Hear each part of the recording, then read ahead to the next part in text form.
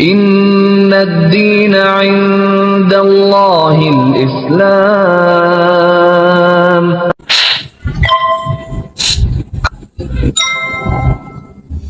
Hampir setiap hari itu ada yang syahadat. Hampir setiap hari di yayasannya ini kau Iya. ini. Oke. Kontak mualaf itu kita kirimin nomornya Ustaz Felix Show. Iya. Ini hubungin Felix Show nih, nanti dia Tapi yang itu pasti ngajarin. akan di follow up itu kok. Pasti dibantu. Wah. Tolong makamkan aku secara Islam. Kalau saya masih Islam, tolong makamkan aku. Tapi ketika saya murtad, campakkan jenazah aku di jalan. Imanku mau dibeli dengan dunia. Ini mohon maaf nih. Kayaknya seisi dunia nggak sanggup beli. Dan gini kok, kalau ngeliatin kegiatan-kegiatan kau yang ini kan cukup banyak nih ya, sama teman-teman mualaf, kemudian aktif segala macam, nggak capek tuh? Ketika ini menjadi amal jariahnya aku, capek di dunia mah nggak masalah lah. Daripada nanti capek di neraka, capek buat nahan panasnya api neraka, lebih baik capek di dunia dulu. Masya Allah. Istirahatnya nanti pas Iya. sudah mati. Nah kegiatannya apa aja nih kok sekarang kok yang lagi diinin kok? Terbaru saya baru pulang dari Lombok nih. Pulang dari Lombok hari berikutnya ke sini. Oh, Ya. ada kegiatan apa di Lombok kok? Kita bangun masjid di kaki Gunung Rinjani. Alhamdulillah. Jadi yang menyediakan dana ini orang yang tidak mau disebut namanya ini, sebutlah singkatannya S ya. Nanti orang akan tahu. Jadi biasanya netizen ini suka ini mencari tahu Cari siapa tahu, ya? sih. Jadi dia menyediakan dana buat kami membangun masjid. Ceritanya sebenarnya 4 tahun yang lalu ketika terjadi gempa. Kita masuk ke Lombok sampai ke kaki Gunung Rinjani. Ini mohon maaf nih, Islam di sana tuh batu telu. Apa itu? Salatnya 3 waktu. Sholat 3 waktu, bukan 5 waktu kok. Apa itu maksudnya? Gimana? Maksudnya keyakinan di sana gitu ya? Praktek di sana. Ya praktek di sana seperti itu. Oke. Jadi bahkan ada yang saya lihat langsung ya. Banyak ke masjid di sana, banyak. Saya bukan cerita yang di kota, di Mataram, di kota-kota lainnya di Lombok ya. Yang saya cerita ini di Bayan, di Gunung Rinjani-nya. Jadi di Gunung Rinjani ini masjid ada nggak ada, tapi masjid adat. Masjid adat. Masjid adat. Oke. Jadi boleh dilakukan itu ya sholat Jumat toh, kalau tidak salah. Jadi kalau kepala sukunya nggak datang ya nggak sholat gitu. Oh. Dan itu masjid pasti terkunci. Ada ya gitu ya? Iya. Dan itu dicoba dibangun masjid di sana biar ada pelatihan gitu ya, edukasi buat warga sekitar. Kita ketika membangun masjid di sana, tujuannya sebenarnya satu, mengenalkan ke generasi berikutnya. Dan generasi sekarang meskipun agak telat ya, karena gerakan ini nggak bisa. Ini kita sebagai Muslim kan harus ada siasa. Nah kita menjalankan siasa jangka panjang, nggak bisa dadakan. Kan nggak lucu kan? Ini ibaratnya kafir lu, kan nggak boleh Iya, dong. iya. Jadi ya kita pelan-pelan. Jadi mengajarkan kepada mereka. Ini gua bangunin masjid, kita sholat 5 waktu di masjid ini. Kita ngajarin anak-anak, boleh dibilang ada TPQ-nya lah nanti, mengajarkan kepada anak-anak di sana tentang Al-Quran, tentang bagaimana menjadi seorang muslim atau muslimah yang baik dan benar. Ya di situ kita mulai tahap awal lah, boleh dibilang tahap awal setelah 4 tahun. Karena selama 4 tahun itu berarti prosesnya tidak serta-merta diterima ya berarti ya? Oh enggak, harus pelan-pelan. Dan hanya satu relawan yang kita tinggalkan di Lombok Sampai tanpa sekarang? bekal apapun. Wow. Jadi relawan di kita itu dia sebenarnya ustadz lah, ustadz lumayan lah ya. Jadi secara silsilah pun ada, secara silsilah juga ada. Jadi kita meninggalkan mereka di sana. Nih Ustadz Afwan nih, mau dijawab nggak amal soleh ini? Kalau mau dijawab, ayo tinggal di sini. Tapi kalau nggak mau dijawab, ikut kita pulang ke Jawa gitu. Alhamdulillah dia mau jawab tanpa kita tinggalin apapun di sana. Masya Allah perjuangannya. Ya, jadi mulai bikin pondok sendiri, ngapa-ngapain juga sendiri di Lombok gitu. Jadi akhirnya dengan mencari kepercayaan di suku-suku di sana, kepala suku di sana, sampai kadus di sana juga menerima kita semua. Akhirnya bisa bikin masjid di sana gitu. Dari pondok pesantren sampai bikin masjid. Itu selain di Lombok ada juga kegiatan-kegiatan seperti itu, Banyak. membangun masjid, kemudian memberikan pelatihan sebagainya. Banyak. Mentawai kita juga lagi coba ya, itu kerjasama antar yayasan. Terus di mana lagi, NTB kan Lombok tadi.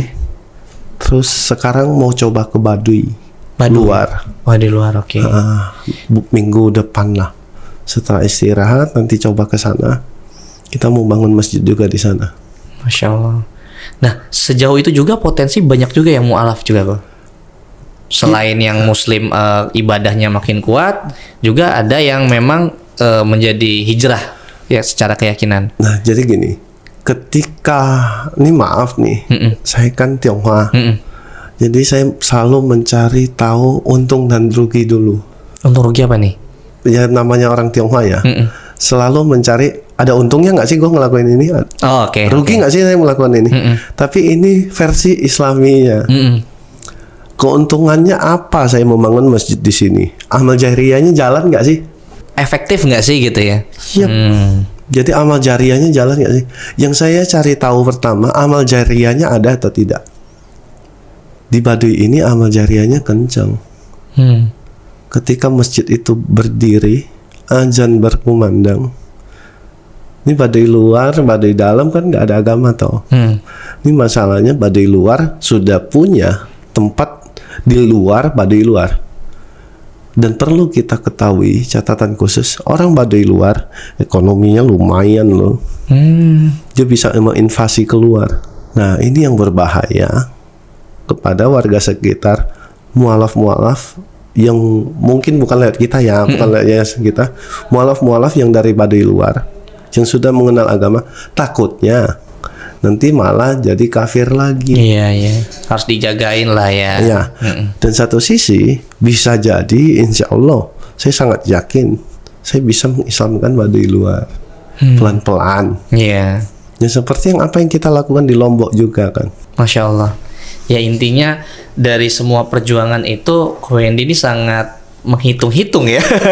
Iya. Efektivitasnya, kemudian amal jariyahnya sebesar apa sih ini ya? Gini, karena Yayasan Mualaf Center Indonesia Peduli ini maaf nih sekedar ini ya memberitahu gitu, ya mengenalkan dikit lah yayasan kami ini, yayasan kita lah, karena ini yayasan umat. Yayasan kita ini satu NGO, bukan punya pemerintah, berdiri sendiri tanpa ada pemasukan. Jadi kami ini tidak ada uang produktif, nggak ada sama sekali. Jadi benar-benar salah satunya mengharapkan dari umat. Ketika ada sedekah dari umat ataupun ada yang menitipkan uang yang membangun masjid seperti tadi, aku harus memanfaatkan uang mereka. Bagaimana ini akan menjadi amal jariyahnya mereka? Iya, nggak sia-sia gitu ya? Iya, kalau sekedar membangun, sekedar jadi, sekedar memberi sedekah, amal jariyahnya nggak jalan mah dosa kali aku. Karena yang aku janjikan kepada umat itu bagaimana ini menjadi amal jariyah. Seperti itu. Masya Allah. Jadi segala sesuatu ya harus saya perhitungkan. Benar-benar harus diperhitungkan. Karena menjalankan yayasan itu nggak semudah itu juga kan. Sudah berapa lama kok untuk berjuang di yayasan ini? Yayasan ini kan terhitung baru toh. Kalau untuk berkegiatan menjadi relawan itu ya lumayan lama. Setelah syahadat dengan Kohani nggak lama kan, saya ngikut Kohani sebentar, terus ngikut almarhum kan. Ngikut almarhum ya mulai dari situ. Ya sekitar 4 atau 5 tahun lah. 5 tahun ya. BTW kok sejauh apa sih besarnya potensi atau misalnya teman-teman mualaf ini di Indonesia? Potensi. Hampir setiap hari itu ada yang syahadat. Hampir setiap hari? Di yayasannya ini, Ko Hendy? Oke. Hampir setiap hari ada yang syahadat. Masya Allah loh itu. Kalau kita ngomongin satu Indonesia ya. Iya. Ya karena kan cabang-cabangnya tersebar semua relawan dan sebagainya. Ya, hampir setiap hari. Jadi satu hari itu kadang di Jakarta, kadang di Lombok, di Bali, bisa juga di daerah Jawa, Blora, di Magelang. Tapi nggak pernah loh kita ibaratnya tuh sebar luaskan buat kita ini mualaf berbahaya loh kalau kita share. Kayak di Sumbar, Kalbar, Sulawesi, Sulteng terutama. Kenapa, Kang? Takutnya sara nanti. Oh, oke. Iya, karena kadang-kadang kan kita terbentur sama adat istiadat. Bukan dengan hukum aja gitu. Iya. Kalau taat hukum, kita insya Allah taat hukum. Cuma masalahnya ya ini, dengan adat setempat, dengan segala macam. Nah, sebesar itu pula banyak yang mu'alaf, berarti sebesar itu pula tanggung jawab untuk ngejaga, mengedukasi. Kan namanya baru kenalan sama Islam ya kan? Iya. Nggak mungkin langsung ditinggalkan gitu aja ya kan? Kadang-kadang tuh aku suka ini sih, minta bantuan dari teman-teman lain gitu, dari yayasan lain kayak Kohani. Kadang-kadang iseng lempar ke Felix Xiao gitu. Suka iseng kadang-kadang. Iseng ya gitu ya. Titip ke Ustadz Felix Xiao. Kita kasih nomor mualafnya kontak mualaf itu kita kirimin nomornya Ustadz Felix Xiao. Iya. Ini hubungin Felix Xiao nih, nanti dia Tapi yang itu pasti ngajarin. akan di follow up itu kok. Pasti dibantu. Masya Allah. Pasti. Ada nggak sih kok hambatan ketika mencoba untuk mengedukasi kepada teman-teman mualaf, kemudian bareng-bareng lah gimana caranya ekonominya juga bisa terbantu ataupun kegiatan-kegiatan dakwah lainnya? Kita tidak pernah membantu tiba-tiba ngeluarkan nih modal buat lo jalan, nggak pernah. Kita memberitahu kepada mereka ini loh langkah-langkah yang bisa kamu lakukan. Banyak kok kerjaan yang tidak harus semata-mata menggunakan uang. Di Bogor ada namanya Kojimi. Kojimi ini mengajarkan kepada mualaf di Bogor, nih lo butuh duit. Jadi kadang-kadang kan manusia ini aneh ya, dikit-dikit duit gitu. Jadi Kojimi ini mengajarkan kepada mualaf-mualafnya dia, lu butuh duit, benar-benar butuh duit. Di lampu merah itu banyak orang jual aqua. Lu pinjam ke minimarket aqua 4 biji atau 5 biji, lu jual. Pasti ngasilin duit tuh. Iya dong. Dan kalau lu rajin, sehari lu bisa dapat cepek lo itu. Banyak kok mualaf yang melakukan step-step itu sampai ada yang sukses tuh ada. Jadi mereka kan rata-rata dari kaya banget atau kaya lah, tiba-tiba jatuh ketika masuk Islam. Allah cuci dunianya, Allah bersihkan. Ditempa dulu ya, uji coba ya. Iya, jadi Allah bersihkan semuanya. Ini kan maaf nih, dari hidup mewah tiba-tiba harus seperti ini di jalanan. Jadi situ ujiannya mereka. Wah, kalau didik mualaf itu keras nggak ya? Kadang-kadang kita keras. Lu ngincarnya dunia ya kita keras. Lu mau duit, mau ya wes itu jualan di jalan lampu merah. Yang penting jangan ngamen aja. Lu jualan, Jangan bener-bener minta tetap, aja gitu ya. Iya. Jualan apapun ya tetap jualan. Nah kok ada lagi nih yang kita lihat waktu itu sempat Ko Wendy juga sharing kan terkait teman-teman mualaf. Ada yang sudah mualaf kemudian wafat nih. Ada kejadian akhirnya dimakamkan dengan metode non muslimnya. Jadi gini, banyak kejadian. Ini terbaru nih di Kalbar. Ini baru masuk info dari teman kita yang ngurusin mualaf di sana. Jadi ini ada seorang muslim, orang kita, sertifikatnya ada. Cara penanganannya gimana sih? Yang tidak melanggar hukum gitu. Jadi ya banyak sekali, udah sering kejadian gitu. Jenazah-jenazah Islam itu diambil alih ataupun memang diserahkan kepada keluarganya, tapi dimakamkan bukan dengan cara Islam ataupun agama yang dianut dianutnya oleh jenazah. Nah ini kadang-kadang kan bertentangan toh. Ya kita sebagai orang Islam, ini mohon maaf nih, ketika kita tahu dia Islam, kita punya kewajiban, meskipun ini nggak harus, kita boleh kok memperjuangkan jenazah almarhum. Dan itu banyak seperti itu. Banyak. Kalau kita pos takutnya salah. Kalau kita nggak ngasih tahu, takutnya dikira bohong. Kadang-kadang tuh kalau orang bilang, mana ada rebutan jenazah kayak gitu. Ya dah, kamu di kota mana? Nanti kalau ada rebutan jenazah kamu paling depan ya. Biar lu tahu rasanya kayak gimana. Nganterin mualaf terus dihajar sama orang tua mualaf itu pernah nggak? Pernah. Sampai konflik gitu ya? Konflik pernah, tapi kita mau memilih mengalah. Dia mau pukul, kita tangkis saja, jangan dibalas. Kita kasih tahu kepada dia, anak Anda yang ingin masuk Islam, bukan kami pengaruhi. Kita mengajak dia pulang itu karena ini bla bla bla.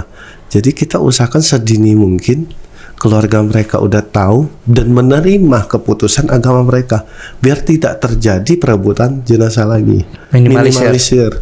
Jadi kalau kita tidak mencari jalan keluarnya ya susah. Ketika udah perebutan jenazah, kebanyakan tuh emosional yang keluar. Emosi nggak? Pas yang aku cerita waktu itu yang viral itu, emosi banget. Emosi karena keluarganya yang Islam malah memilih diam gitu. Kita kena dampak juga gitu. Nah ini yang aku tahu, ya aku coba selamatkan kepada saudara-saudara seiman saya gitu. Minimal kalau memang sudah tahu kan kita punya tanggung jawab nih. Nah sudah usaha ke sana ya. Iya, minimal saya sudah berikhtiar dan ini dicatat sama malaikat dan Allah tahu niat aku melakukan apa. Karena gimana sih? Aku tidak mau, aku merasakan itu. Jadi ketika aku ada kemungkinan akan merasakan hal seperti itu, jenazah aku dimakamkan bukan dengan cara Islam segala macam. Ini ada kemungkinan nggak ada gitu. Aku sudah cerita ke teman-teman kemungkinan ini ada. Jadi tolong makamkan aku secara Islam. Kalau saya masih Islam, tolong makamkan aku. Tapi ketika saya murtad, campakkan jenazah aku di jalan. Itu komentarnya Ko Wendy ke teman-teman tuh seperti itu. Kami buat janji malah waktu itu dengan almarhum Kosifan, dengan Ustadz Wayu dan aku itu lagi makan. Jadi ceritalah tentang kematian. Jadi aku ngasih tahu, kita berjanji ya, kalau aku mati atau siapapun di sini yang mati, tolong makamkan dengan layak. Layaknya seorang Islam. Tapi kalau saya murtad menjadi seorang kafir, tolong campakkan jenazah aku di jalan. Saya tidak layak dimakamkan. Masya Allah. Ya karena buat saya mustahil untuk murtad gitu. Kecuali dihipnotis lah ya. Ngerti lagi. Kalaupun ada yang keluarga atau apa minta Ko Wendy dengan cara apapun balik ke keyakinan sebelumnya, nggak mungkin. Saya nggak mungkin mau. Dengan apapun. Dengan apapun. Dengan mungkin kesulitan yang dulu bisa dibalas dengan kenikmatan yang luar biasa. Saya nggak butuh itu. Saya lumayan kok. Per minggu ya lumayan lah. Udah ada skill ya. Iya, dari ini ya. Dari terahnya ya. Iya dong. Jadi ya buat aku, imanku mau dibeli dengan dunia. Ini mohon maaf nih, kayaknya seisi dunia nggak sanggup beli, nggak bakal sanggup. Karena keimanan ini sangat mahal aku dapatkan, butuh perjuangan loh. Seandainya Allah nggak izinin gua gimana? Ketika saya berniat untuk memfitnah, ini kan terbukti bahwa Allah ini pemaaf.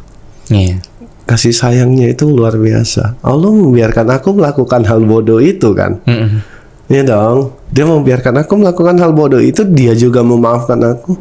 Malah memberikan aku hadiah terbesar yang pernah aku terima, hidayah. Dan bahkan orang muslim pun belum tentu merasakan hidayah itu ya. Iya. Saya sering bercerita kepada teman-teman mualaf.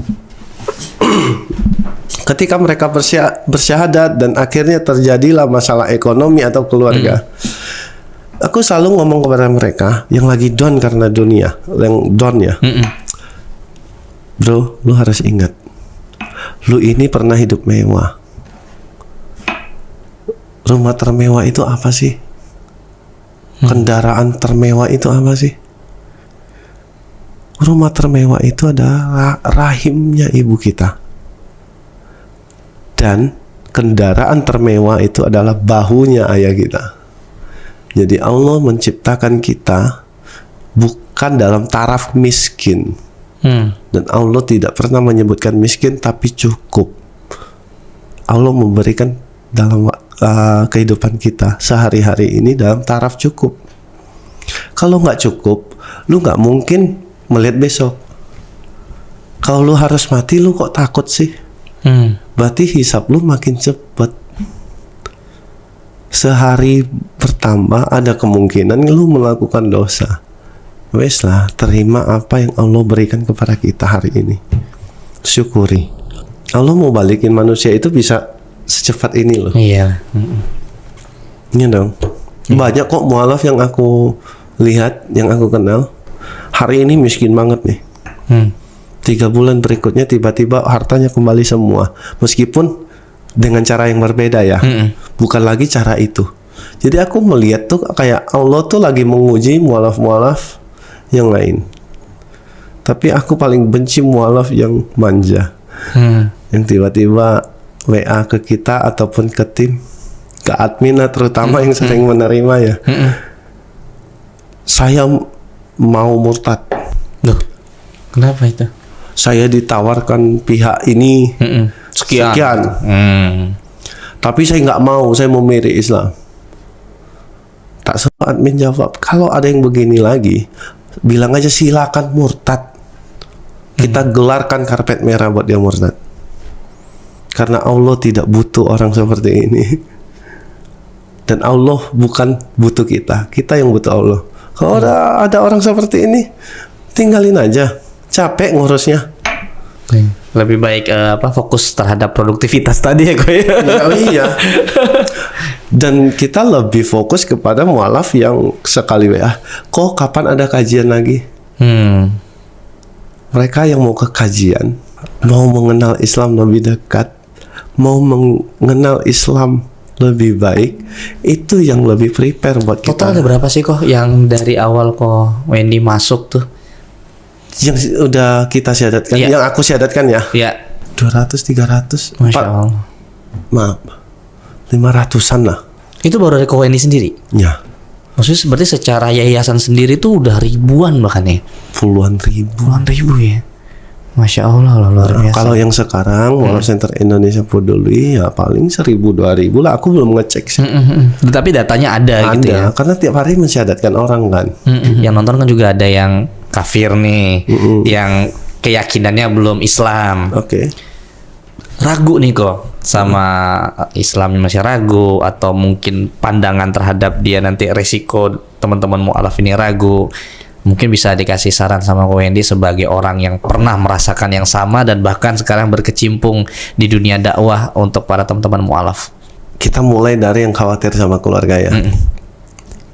Ketika kita mengimani sesuatu dan kita tahu agama itu adalah individu, maka kesampingkanlah masalah agama dulu.